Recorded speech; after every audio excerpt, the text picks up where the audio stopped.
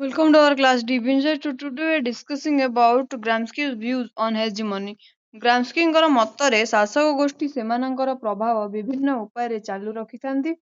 ବଳର ପ୍ରୟୋଗ, ଅର୍ଥନୈତିକ କ୍ଷମତାର ପ୍ରୟୋଗ ଏବଂ ଲୋକମାନଙ୍କର ମତାମତ। ଗ୍ରାମ୍ସ୍କି ଦୁଇଟି ବଳବିହୀନ ପ୍ରଣାଳୀ ମାଧ୍ୟମରେ ଉପରେ ଦୃଷ୍ଟିପାତ କରିଛନ୍ତି। ସରକାରୀ ବଳ ନିଜର ସାମର୍ଥ୍ୟ ବା ଶକ୍ତି ବଳରେ ନିଜର ବିଚାରଧାରା ଓ ମୂଲ୍ୟବୋଧକୁ ସାଧାରଣ ଜନତାଙ୍କ ଉପରେ ନ୍ୟସ୍ତ କରିବା ପାଇଁ ଯତ୍ନବାନ ହୋଇଥାନ୍ତି। ଶାସକ ଗୋଷ୍ଠୀ ବିଭିନ୍ନ ସାମାଜିକୀକରଣ ପ୍ରକ୍ରିୟା ଦ୍ୱାରା ନିଜର ସଂସ୍କୃତିକୁ ସେମାନଙ୍କ ଉପରେ ବା ଶାସିତମାନଙ୍କ ଉପରେ ପ୍ରବେଶ କରାଇବା ପାଇଁ ଚେଷ୍ଟା କରନ୍ତି। ଶାସକ ଗୋଷ୍ଠୀ ସବୁ ସମୟରେ ନିଜର ସଂକୀର୍ଣ୍ଣ ସ୍ୱାର୍ଥ ପାଇଁ ଗୁରୁତ୍ୱ ଦେଇନଥାଏ। ଶାସକ ଗୋଷ୍ଠୀ ନିଜର ଶକ୍ତି ବୃଦ୍ଧି କରିବା ପାଇଁ ଅନେକ ସ୍ଥାନରେ ସହଯୋଗ, ବୁଝାମଣା ଚୁକ୍ତି, ସନ୍ଧି କରି ସମାଜର ଅନ୍ୟ ଗୋଷ୍ଠୀମାନଙ୍କ ସହିତ ପାଦ ମିଳାଇ ଚାଲିବାକୁ ପ୍ରଚେଷ୍ଟା କରିଥାଏ। ଏହାର ଫଳ ସ୍ୱରୂପ ଏକ ଐତିହାସିକ କ୍ଲବ ଗଠନ ହୁଏ ଏବଂ ଶାସିତ ଗୋଷ୍ଠୀଙ୍କର ସହମତି ହାସଲ କରିବାକୁ ଶାସକ ଗୋଷ୍ଠୀଙ୍କର ଏହା ଏକ ଅଭିନବ ପ୍ରଣାଳୀ ଅଟେ। ନାଗରିକ ସମାଜ ସମ୍ପର୍କରେ ଗ୍ରାମ୍ସ୍କିଙ୍କ ମତ। ଫାସିବାଦୀ ଜେଲ୍ ଭିତରେ ପ୍ରାଣତ୍ୟାଗ କରିଥିବା ପ୍ରସିଦ୍ଧ ସାମ୍ବାଦିକ ଓ ସାମ୍ୟବାଦୀ ନେତା ଗ୍ରାମ୍ସ୍କି ନାଗରିକ ସମାଜ ବା ସିଭିଲ ସୋସାଇଟିର ଜଣେ ପ୍ରମୁଖ ତତ୍ତ୍ୱବାଦୀ ଥିଲେ। ତାଙ୍କର ନାଗରିକ ସମାଜ ଭାବଧାରା କେବଳ ଅର୍ଥନୈତିକ ବିବାଦର ପରିସରକୁ ସ୍ପର୍ଶ କରିନଥିଲା ବରଂ ରାଜନୀତି ଓ ସଂସ୍କୃତିର ପରିସରକୁ ପ୍ରଭାବିତ କରିଥିଲା। ତାଙ୍କ ମତରେ ନାଗରିକ ସମାଜ ସହାବସ୍ଥାନ ଓ ସମାଧାନ ବଦଳରେ ଅଧିକ ବିବାଦ ସୃଷ୍ଟି କରିଥାଏ। ଏହାକୁ ଅସମାନ କ୍ଷମତା ସମ୍ପର୍କ ଓ ସଂଘର୍ଷ କୁହାଯାଏ।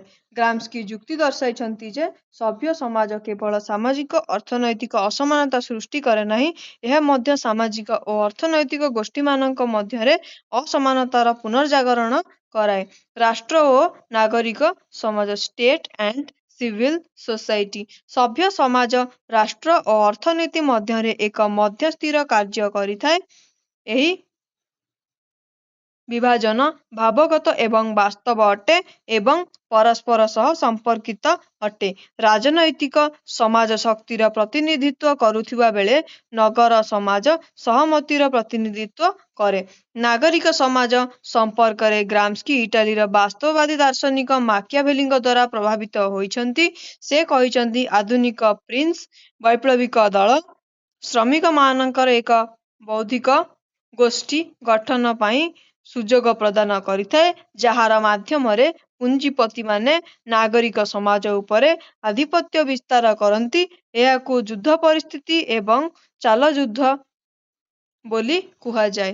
ରାଜନୈତିକ ଆନ୍ଦୋଳନ ଦ୍ୱାରା ବିପ୍ଳବୀମାନେ ଯୁଦ୍ଧ ସ୍ଥିତିକୁ ଅବଲମ୍ବନ କରନ୍ତି। ଶ୍ରମିକ ସଂଗଠନ ଏବଂ ଶ୍ରମିକ ସଂସ୍କୃତିର ଉନ୍ନତି ବା ପ୍ରଗତିକୁ ଚାଲଯୁଦ୍ଧ କୁହାଯାଏ। ବୁଦ୍ଧିଜୀବୀମାନଙ୍କ ଭୂମିକା ସମ୍ପର୍କରେ ଗ୍ରାମ୍ସ୍କିଙ୍କ ମତ। ଗ୍ରାମ୍ସ୍କି's views on role of intellectuals. ଗ୍ରାମ୍ସ୍କିଙ୍କ ମତରେ ବୁଦ୍ଧିଜୀବୀମାନେ ଶାସକ ଗୋଷ୍ଠୀଙ୍କର ଆଧିପତ୍ୟ ବିସ୍ତାର ବା କ୍ଷମତା ପ୍ରତିଷ୍ଠାରେ ସାହାଯ୍ୟ କରନ୍ତି। ସେମାନେ ଏକ ପରିବେଶ ତିଆରି କରନ୍ତି ଯେଉଁଠାରେ ସାଧାରଣ ବର୍ଗଙ୍କ ପାଇଁ ଏକ ଆଦର୍ଶ ତିଆରି କରାଯାଏ, ଯାହା ଫଳରେ ସେମାନେ ସରକାରୀ କଳକୁ ପ୍ରଶ୍ନ କରିବା ପରିବର୍ତ୍ତେ ଏକ ସମର୍ଥନର ବାର୍ତ୍ତା ପ୍ରେରଣ କରନ୍ତି। ତେଣୁ ସେ ବୁଦ୍ଧିଜୀବୀମାନଙ୍କୁ ଦୁଇଟି ଶ୍ରେଣୀରେ ବିଭକ୍ତ କରିଛନ୍ତି, ପାରମ୍ପରିକ ବୁଦ୍ଧିଜୀବୀ ଓ ଜୈବ ବୁଦ୍ଧିଜୀବୀ। ପାରମ୍ପରିକ ବୁଦ୍ଧିଜୀବୀ ଟ୍ରାଡିସନାଲ ଇଣ୍ଟେଲେକ୍ଚୁଆଲ୍ସ ସେହି ଗୋଷ୍ଠୀଙ୍କୁ ବୁଝାଏ ଯେଉଁମାନେ ମନେ କରନ୍ତି ସେମାନେ କୌଣସି ଶ୍ରେଣୀର ଅନ୍ତର୍ଭୁକ୍ତ ନୁହନ୍ତି ବା ସ୍ୱାଧୀନ ଅଟନ୍ତି।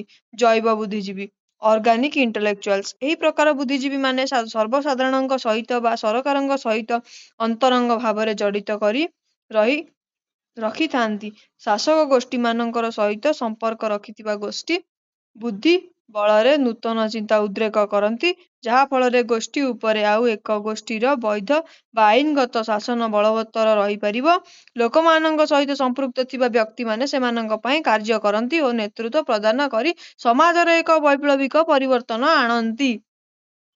ଗ୍ରାମ୍ସ୍କିଙ୍କ ତତ୍ତ୍ୱ ଓ ବାସ୍ତବ ଦର୍ଶନ। ଗ୍ରାମ୍ସ୍କି's theory and realistic philosophy. ତତ୍ତ୍ୱ ଓ ଆଦର୍ଶର ବିନିମୟତାକୁ ଗ୍ରାମ୍ସ୍କି ପ୍ରାକ୍ସିସ୍ ଦର୍ଶନ ବୋଲି ଅଭିହିତ କରି କରିଛନ୍ତି।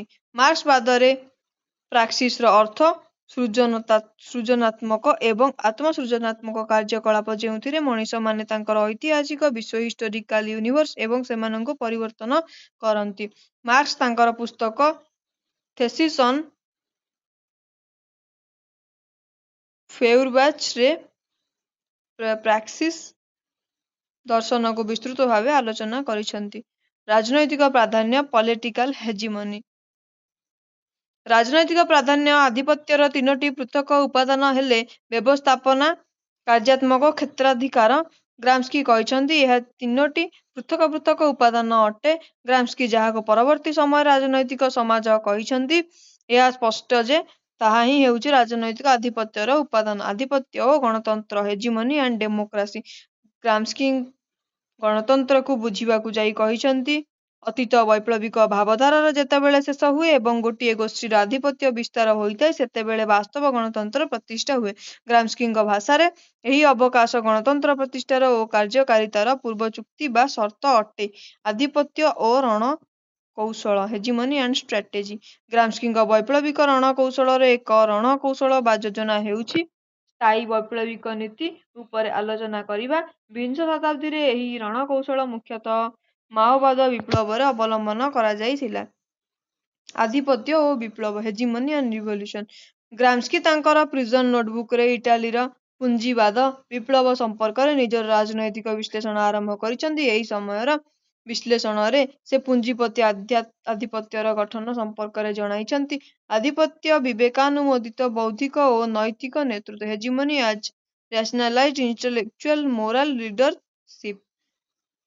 ଗ୍ରାମ୍ସ୍କିଙ୍କ ମତରେ ସାମାଜିକ ଗୋଷ୍ଠୀମାନଙ୍କର ଆଧିପତ୍ୟ ଲୁକ୍କାୟିତ ଭାବରେ ଦୁଇଟି ରୂପରେ ଥାଏ। ପ୍ରଥମଟି ପ୍ରଭାବ ଡୋମିନେସନ, ଦ୍ୱିତୀୟଟି ବୌଦ୍ଧିକ ଓ ନୈତିକ ନେତୃତ୍ୱ ଇଣ୍ଟେଲେକ୍ଚୁଆଲ ଆଣ୍ଡ ମୋରାଲ ଲିଡରସିପ୍। ତେଣୁ ପ୍ରଭାବ ବିସ୍ତାର ବା ଆଧିପତ୍ୟ କେବଳ ଶାରୀରିକ ବଳ ପ୍ରୟୋଗକୁ ବୁଝାଏ ନାହିଁ, ଆଧିପତ୍ୟ ମଧ୍ୟ ଅନ୍ତରଙ୍ଗ ଭାବରେ ଦ୍ୱିତୀୟ ଭାବନା ସହିତ ଜଡ଼ିତ, ଯାହାକୁ ଗ୍ରାମ୍ସ୍କି ନାଗରିକ ସମାଜ ସିଭିଲ ସୋସାଇଟି ବୋଲି କହିଛନ୍ତି। ନୈତିକ ଜୀବନ ଓ ବିବେକ ethical life and reason. Prison ନୋଟବୁକରେ ଆଧିପତ୍ୟ ଏକ ଐତିହାସିକ ଭାବଧାରା, ନୈତିକ ବୌଦ୍ଧିକ ନେତୃତ୍ୱର ପରିଚାଳନା ବିଭିନ୍ନ ଐତିହାସିକ ସମୟରେ ବିଭିନ୍ନ ପ୍ରକାରର ହୋଇଥାଏ। ସମୟର ଅଗ୍ରଗତି ସହିତ ଆଧିପତ୍ୟର ପରିସର ଅଧିକ ବ୍ୟାପକ ଓ ଉଦାର ହୋଇଥାଏ। ଆଜି ପାଇଁ ଏତିକି ଥିଲା। Thank you.